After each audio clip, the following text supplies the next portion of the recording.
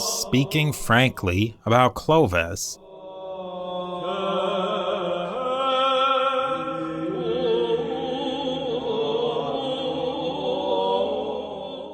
Episode 73. Thank you for listening to The History of the Papacy, an Agora Podcast Network member. We are on Facebook and Twitter, and I just recently set up a Facebook group called A2Z History Page Group.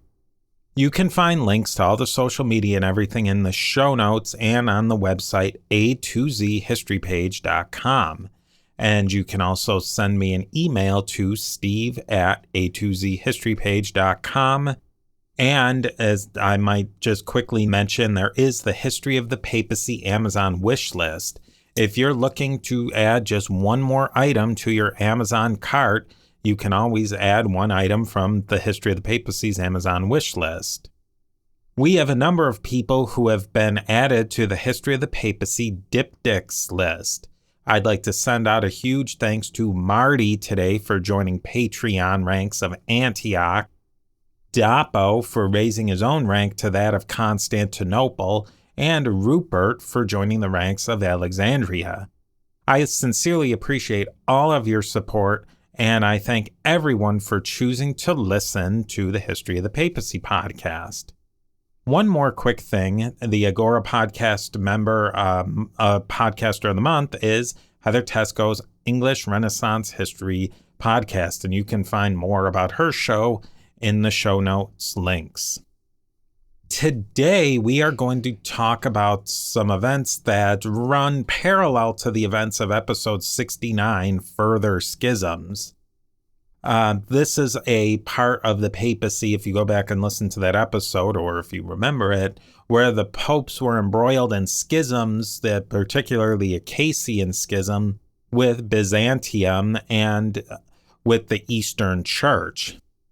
And in this whole episode, you're probably going to notice a distinct lack of mention of the papacy in any way. I think that's what makes this episode fit in as a regular episode as much as anything, is that it's a talking about the conversion of Clovis and the Franks, and that there's absolutely no mention of the papacy at all is definitely just as interesting as if the papacy was involved. Like, the lack of evidence is a huge part of it. Let's talk about the early Christian history of Gaul before we even do anything else. Southern Gaul was heavily Christianized and probably the most Romanized part of the Roman Empire, maybe even more at this point in history, at least in the late 400s, early 500s. You could say it's even more Romanized than Italy or Rome itself. The further north you go, the less Christianization there was, and Romanization, especially among the peasants. The aristocracy were more Christianized and more connected to the wider world. This is something that happens that starts right now as the northern France or Gaul, southern France, Gaul divide.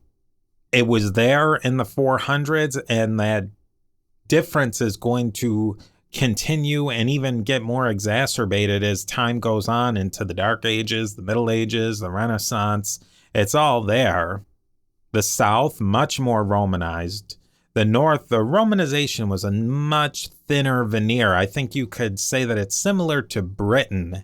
And as a matter of fact, the history and conversion and the Christianization of the Franks is quite similar to that as the Anglo-Saxon, at least the official story. But I think there are even deeper similarities. That'll be a future topic of the show. Now, these Franks, they came from the area around modern-day Belgium, Netherlands, and the Low Country area. The Franks were famously defeated none other than Julian the Apostate during the late 350s, so about 150 years-ish or so before the time we're talking about right here today. During the 4th and 5th centuries, and into the 6th century, the Franks and other Germanic groups moved into the frontier of northern Gaul as settlers and farmers. They were really repopulating lands that had been depopulated by economic collapse, disease, Attila the Hun, a lot of different factors. In the Germanic sphere, you're looking at the Franks are to the north in Gaul, and the Goths are to the south.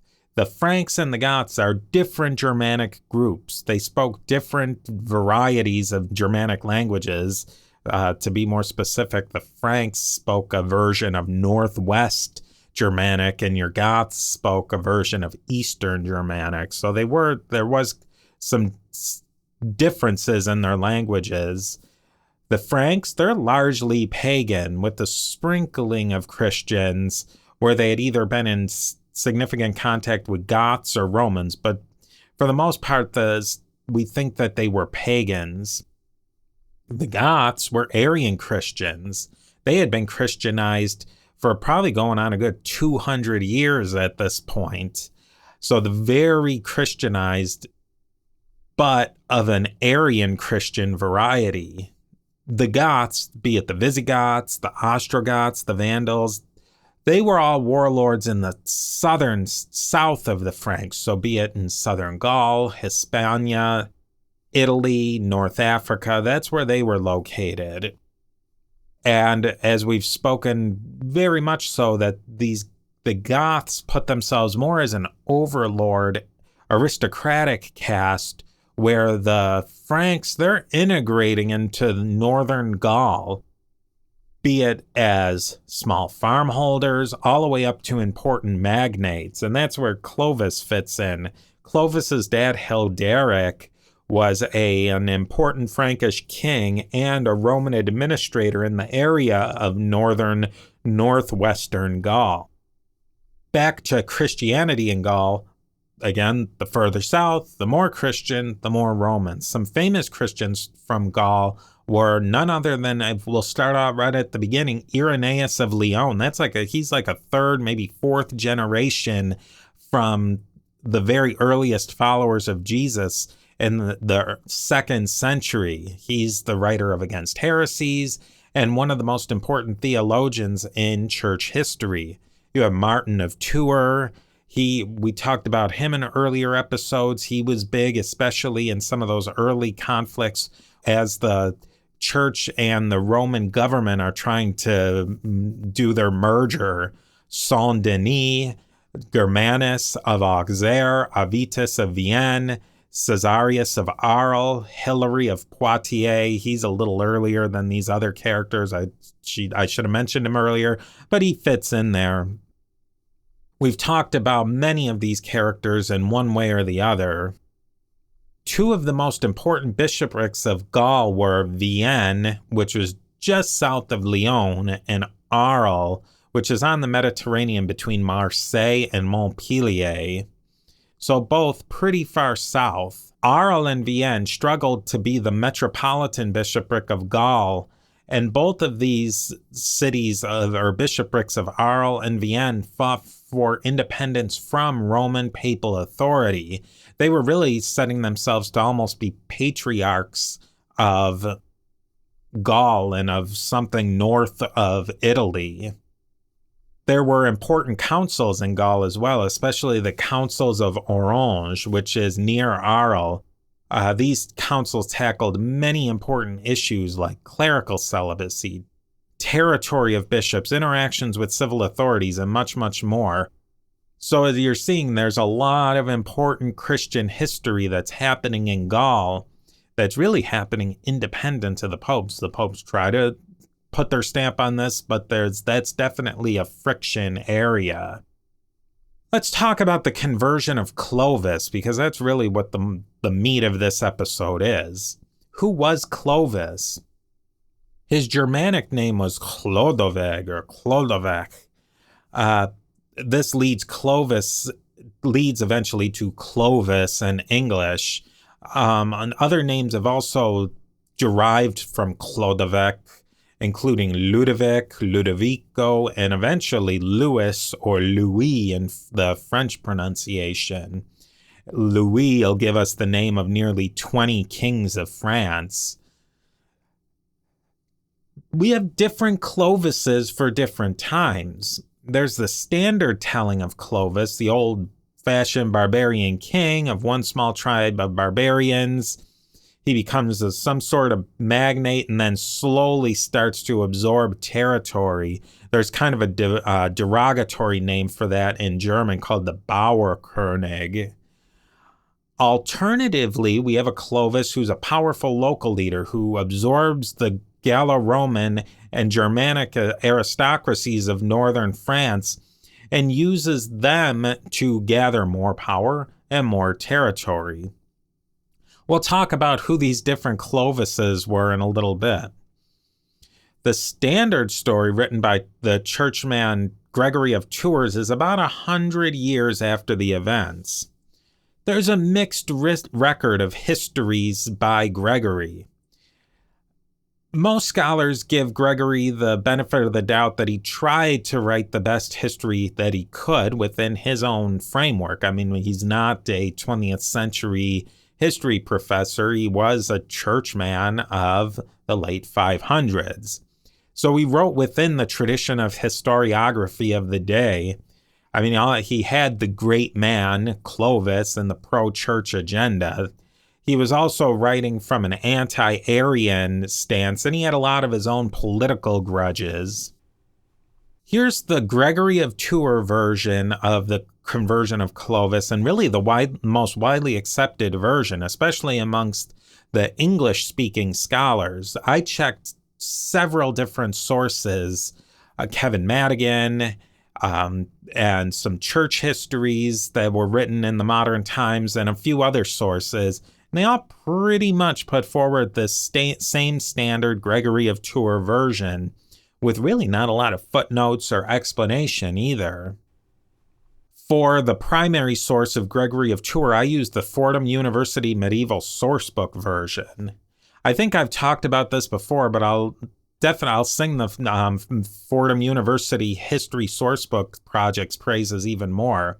They're really good translations. They're free, which is always great. It's an easily searchable website, and most importantly, it's well formatted. I think that's my gripe with most free online translations of primary sources. Either the translations are terrible, they're written like in I wouldn't say archaic English, but just a very stilted English of maybe the late 19th century. And it's also, you'll find in a lot of free translations online, the formatting is terrible. It either stretches out to the end of the screen. These are formats that you can very easily print. They're very easily read online. So I'll leave it at that. But they are really good. It's a really good place is the Fordham University Sourcebook.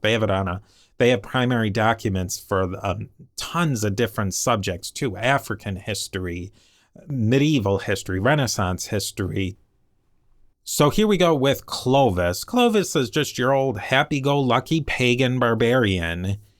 He hears tell of a beautiful princess of a Burgundian king. Now, the Burgundians were mostly Arians, but the beautiful Princess Clotilda was a Catholic Trinitarians.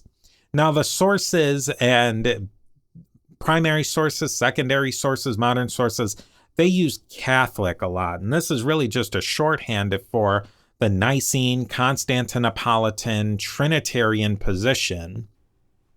At this point, the Roman Catholics and the Eastern Orthodox, there's not a divide between them officially yet. They're all of that same Nicene, Constantinopolitan, Trinitarian position, as opposed to being an Arian or Gnostic or anything else. But specifically, if they're using Catholic, it's to show that they're not Arians. The majority of the Gallo-Romans were, in fact, Nicene, Constantinopolitan, Trinitarians, Catholics. Now, in the Burgundian camp, there were always intrigues and politics amongst the aristocracy. And this is the reason why Clotilda is actually available. because a big chunk of her family was actually killed in one of these scrapes amongst the Burgundian nobility. Clotilda and Clovis get married. Clotilda is just constantly beseeching and trying to convince Clovis to become a Catholic. Gregory gives the impression it's almost like nagging. Clovis and Clotilda had a baby boy. Clotilda secretly had the baby baptized, but he died very shortly after this secret baptism. As you can imagine, Clovis was very, very angry on multiple levels on this one, as one might expect. But Clotilda does not give up on trying to convince Clovis to become a Catholic. They have another baby son, another secret baptism, and the second baby almost died. But he didn't die after the fervent prayers of Clotilda and a bishop. Clovis was mad, but less so because the son did not die. Clotilda just keeps on trying to convert Clovis. In the meanwhile, Clovis is always campaigning against his neighbors. During a big battle fighting against the Alemanni, another Germanic group a bit to the east of Gaul, he has his big conversion experience. Now, these Alemanni were often used as mercenaries by the Goths and by the Romans, and by really everybody was using them as a mercenary. And as I said, their homeland was a little bit east of Gaul in what you might call Germany proper, modern-day Germany. So this big battle was in question, fighting back and forth. Clovis asked God for his divine intervention. Ask and you will receive. The battle was won for Clovis. This actual conversion happened in either 496 or 508, depending on the source. Now here's a quick quote from chapter 30 of Gregory of Tours' History of the Franks.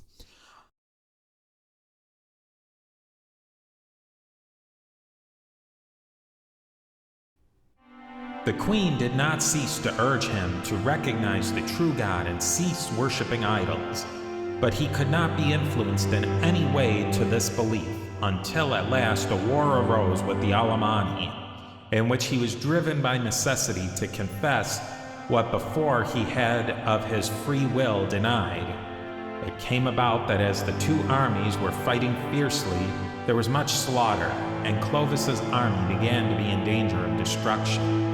He saw it and raised his eyes to heaven, and with remorse in his heart he burst into tears and cried, Jesus Christ, whom Clotilda asserts to be the Son of the living God, who art said to give aid to those in distress, and to bestow victory on those who hope in thee, I beseech the glory of thy aid, with the vow that if thou wilt grant me victory over these enemies, and I shall know that power which she says the people dedicated in thy name have had from thee, I will believe in thee and be baptized in thy name. For I have invoked my own gods, but as I find they have withdrawn from aiding me, and therefore I believe that they possess no power. Since they do not help those who obey them, I now call upon thee. I desire to believe thee only. Let me be rescued from my adversaries. And when he said thus, the Alemanni turned their backs and began to disperse in flight. And when they saw that their king was killed, they submitted to the dominion of Clovis, saying, Let not the people perish further, we pray. We are yours now. And he stopped the fighting, and after encouraging his men, retired in peace, and told the queen that he had merit to win the victory by calling on the name of Christ. This happened in the 15th year of his reign.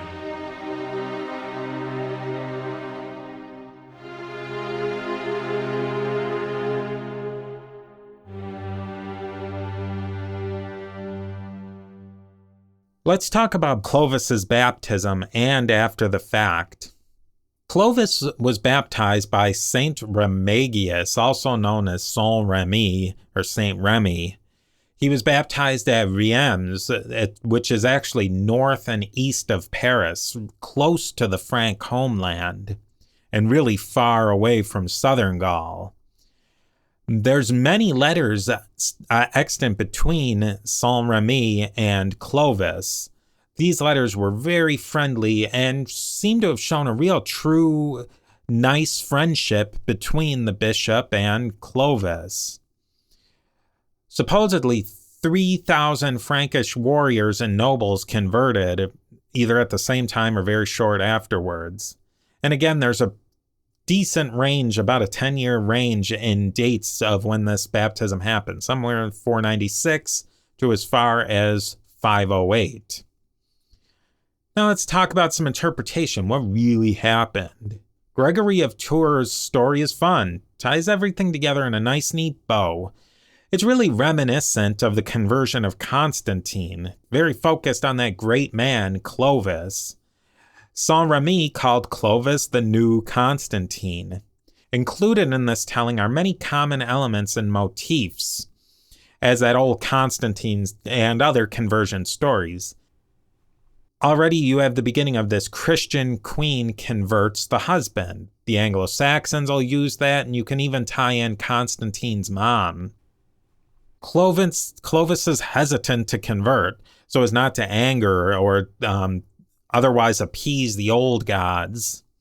Winning a great battle after prayer to the Christian God, and then, of course, conversion of a whole people all at once afterwards. Pagan one day, Christian the next. Why did Clovis convert anyways? Maybe Clovis wasn't a pagan in the first place. There's some primary sources. There's a letter from that old Aventius of Vienne, which suggests that maybe Clovis had been an Arian Christian.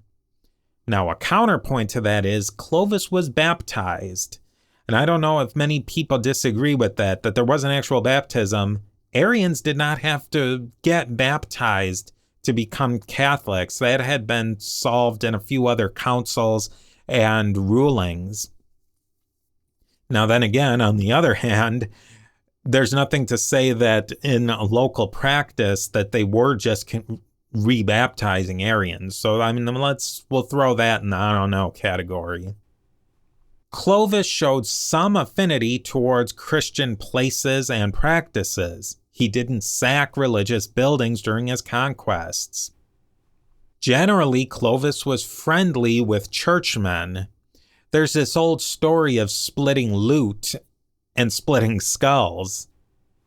After some sort of sacking of a town, a soldier found a religious bowl or a religious piece of silverware used during the mass, and the soldier is about to cut it in half, which was his right of conquest by Frankish rules.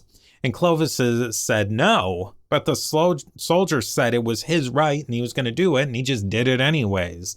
And Clovis was angry about that.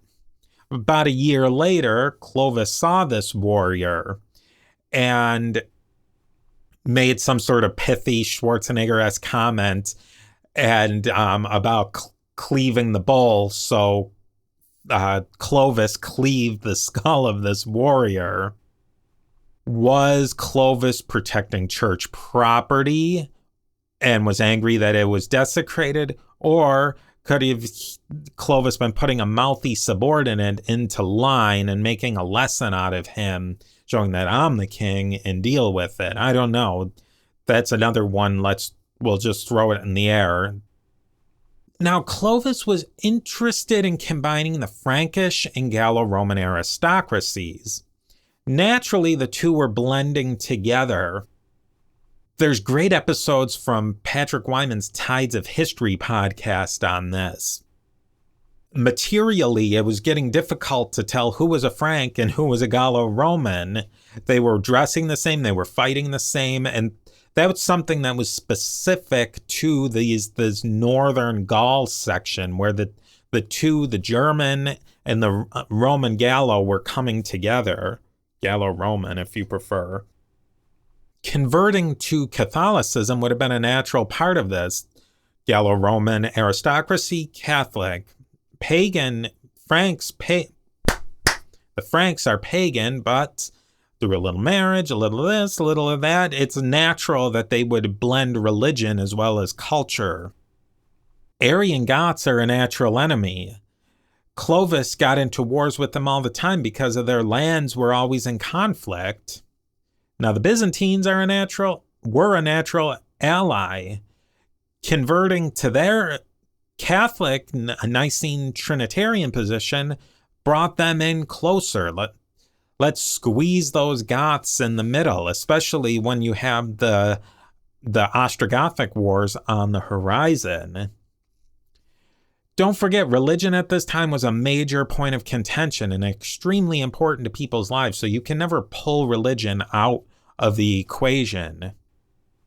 Now, it's interesting, I said that in the English-speaking world, there's not a lot of argument or a lot of research done against the Gregory of Tours version, but there actually is quite a fair bit in the French and German literature that really hasn't been translated much into English. There's much more questioning in the of the Gregory of Tours narrative, in people such as Ferdinand Lowe's The End of the Ancient World and Beginning of the Medieval. That's really a great book I suggest you get a hold of. And if you're a Constantinople level patron on Patreon, I think maybe that'll be next month's giveaway as a book, because it really is a great book. And it's also available as an audio book if you're interested in that. I don't agree with everything in there, and some of it's a little grating because it's kind of from the older school, but there's some things in there that you'll find that you don't hear in your standard English version of a lot of different stories from the medieval world, in this boundary line between ancient and medieval. There's another scholar, William Daly, who suggests linkages with a Saint Genevieve of Paris for Clovis's conversion. This is making a political and religious compact with these Gallo-Normans of northern Gaul, solidifying his power base, especially around this area of Paris. A few interesting seeds are getting planted along the way here. We're getting warrior bishops, and bishops who are also landholders. Frankish/French kings acting and meddling within the church. This is starting now.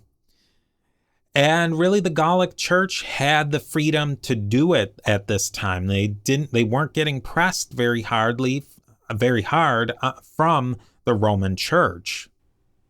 Now, this Christianity took a lot longer to seep into the peasantry. I mean, really, some people say that it took up until the High Middle Ages, like the borderline of the transitioning into the modern world, like right before the Protestant Reformation, for Christianity to really solidify in the everyday hearts and minds of people. I don't know if I 100% agree with that, but there are some arguments.